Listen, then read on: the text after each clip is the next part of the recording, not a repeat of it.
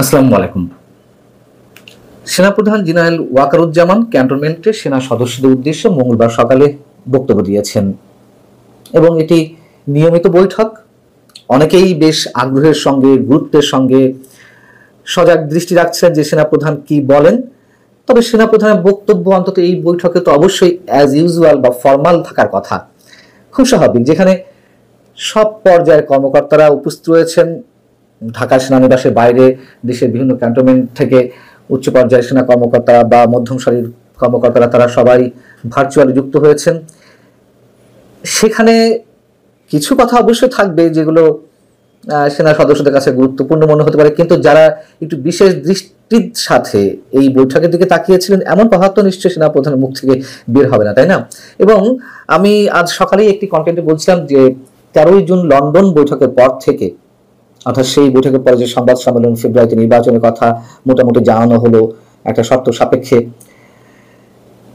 তারপর থেকে প্রায় এক মাসের বেশি হয়ে গেছে সেনাপ্রধান কিন্তু নির্বাচন প্রসঙ্গে কোনো কথা বলেননি। আমি এই ধরনের মন্তব্য করছিলাম এবং অবশ্যই এটি কাকতালীয় হবে। আজই এই বৈঠকে সেনাপ্রধান নির্বাচন প্রসঙ্গে মন্তব্য করেছেন। তিনি কি বলেছেন যে এখন নির্বাচনের দিকে যাচ্ছে দেশ, অবাধ সুষ্ঠু ও নিরপেক্ষ নির্বাচন অনুষ্ঠানে সরকারকে সহযোগিতা করার জন্য সেনাবাহিনী সব ধরনের প্রস্তুতি নিয়েছে। দীর্ঘ সময় ধরে সেনা সদস্যরা মাঠে দায়িত্ব পালন করছেন।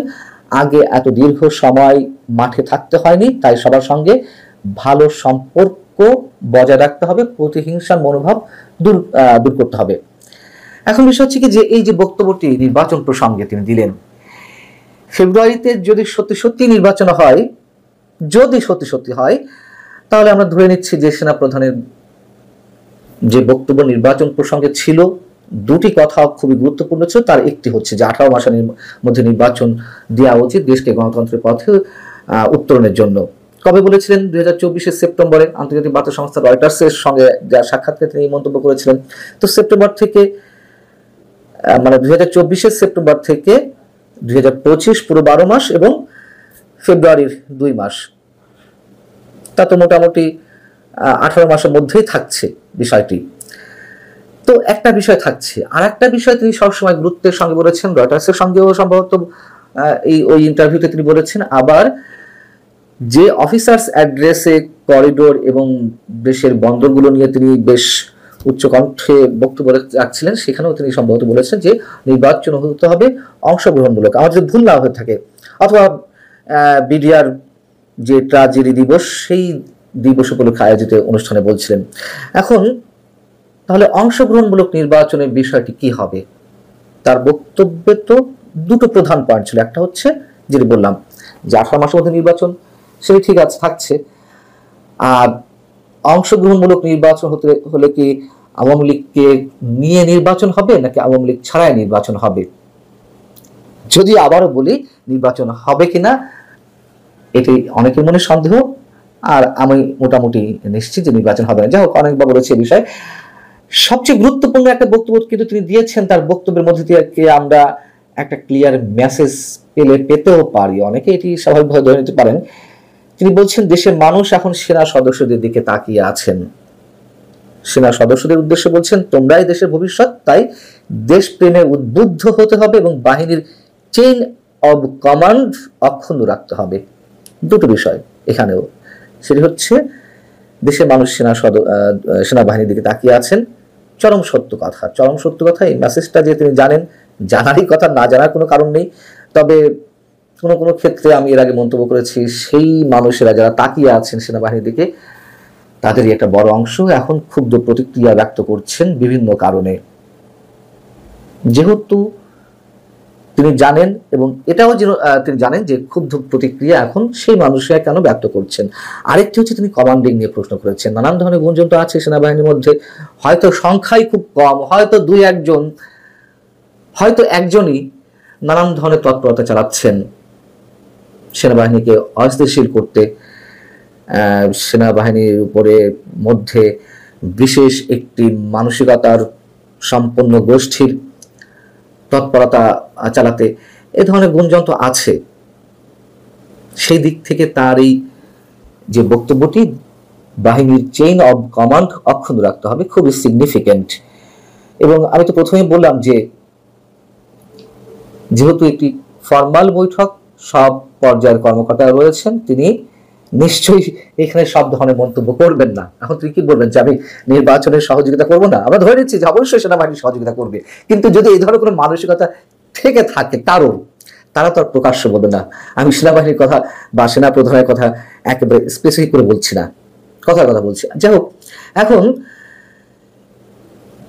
একটি কথা বা তার আরেকটি মন্তব্য বিভিন্ন গণমাধ্যমে যেটি হেডলাইন হয়েছে, যেটি সব পত্রিকায় তাদের ইন্ট্রোতে এনেছে, সেটি হচ্ছে এই যে এনসিপির নেতারা বা এনসিপির মানসিকতার আরো বিভিন্ন ভুইফোর সংগঠনে জন্ম হয়েছে, তারা যে ক্যান্টনমেন্ট গুড়িয়ে দেওয়ার কথা বলছে, ডিজিএফআই উড়িয়ে দেওয়ার কথা বলছে, সেই জায়গাটি থেকেও তো নিশ্চয় সেনা প্রধান এবং অন্যান্য ঊর্ধ্বতন কর্মকর্তা সবকিছুই জানেন, তাদেরই তো ভালো খোঁজখবর রাখার কথা।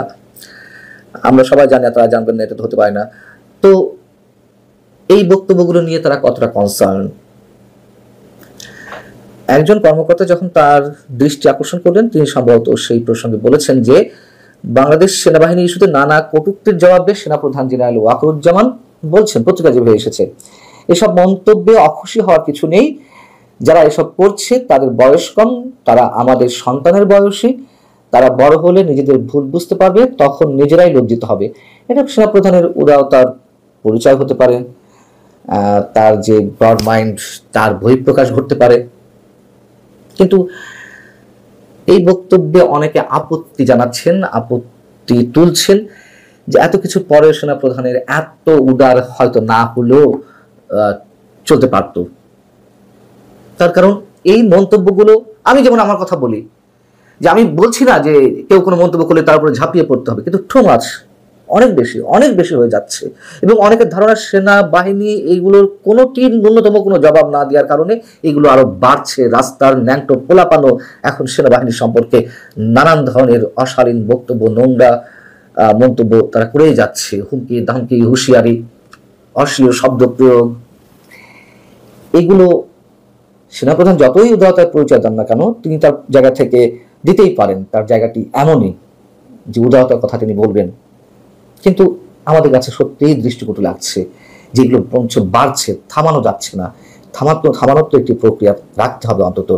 এবং সেনাবাহিনীর মতন একটি প্রতিষ্ঠান যদি খেলো বাহিনীতে পরিণত হয় বা কেউ করতে চায় এবং সেখানে কেউ সফল হয়ে থাকে, সেটি অবশ্যই আমাদের সার্বভৌমত্বের জন্য কিন্তু হুমকি নানান দিক থেকে। এটাও নিশ্চয়ই সেনাবাহিনী ভালো বোঝে। নিশ্চয়ই আমি এটুকু মনে করি যে এটি, আমি আবারও বলি, সেনাপ্রধান জেনারেল ওয়াকারুজ্জামান যেই পদবি হোল্ড করছেন তার জায়গা থেকে এটি প্রকাশ্যে এই ধরনের মন্তব্য আসতেই পারে। কিন্তু আমার মনে হয় না যে সেনাবাহিনী একেবারে চূড়ান্ত পর্যায় পর্যন্ত ধৈর্যের জায়গাটুকু ধরে রাখতে পারবে। সবচেয়ে বড় কথা, ধৈর্যের জায়গাটুকু ধরে রাখতে পারুক আর না পারুক, এটি আমাদের দেশের জন্যই হুমকি।